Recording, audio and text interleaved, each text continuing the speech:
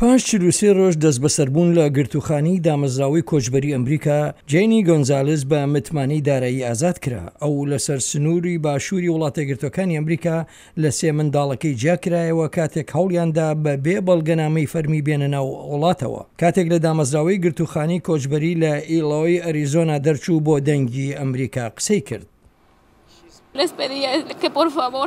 من بە دوای منداڵەکانمدا دەگەڕێم. زۆر سەخت بوو بۆم. هەست دەکەم دڵم بووە بە هەزار پارچە. ئەوان بە بەرچاوی خۆمەوە منداڵەکانیان بە زۆری لێ سندم. من داوام لێکردن تکایە تەلەفۆنم بۆ بکەن. ئەوان وتیان نەخێر، هیچ تەلەفۆنیان نەکرد. پێم وتن تکایە دەمەوێت هەواڵی منداڵەکانم بزانم کە ماوەیەک بوو ئاگام لیان نەبوو. ئەو پێی وتم دەزانی چی؟ تۆ سنوورداش دەکرێیتەوە بۆ گواتەماڵا و منداڵەکانت لە ژێردەستی ئەم حکوومەتە دەمێننەوە.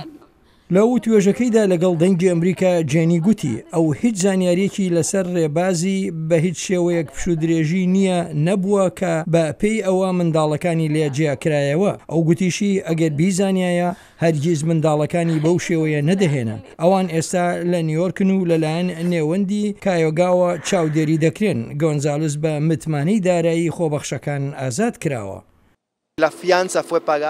ئەم متمانە داراییە لەلایەن هەندێک لە خێزانەکان و ئەو دایکانەی لە شاری نیویۆرکن درراوە و سوپاس بۆ خوا بە ڕێگای نامەی ئەلکترۆنی ئاگادار کرامەوە متمانەی دارایی 7500 دلار دراوە. دەرچوونی گۆنزالز هاوکات بوو لەگەڵ سەردانەکەی مەلانیا ترامپ بۆ نێوەندی کۆچبەری لە تاکسان ئەریزۆنا. خاتوو ترامپ لە نزیکەوە دەڕوانێتە بارودۆخی ئەم خێزانە بێ بەڵگەنامە و کارەکانی کاربەدەستان. من لێرم تا پشتیوانیتان بکەم و هاوکاری بکەم تا ئاستی بتوانم لە بری منداڵەکان و خێزانەکان.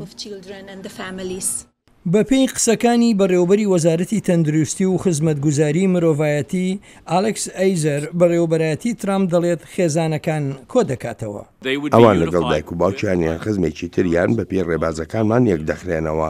جا بێگومانەگەر دایک و باوکەکە لە زیندان بمێننەوە بەداخەوە بەپێی ئەو یاسارانەی لەلایەن کۆنگرێس و دادگاکانەوە دانراون ناتوانن پێکەوە بن کاتێک لە زیندان بن.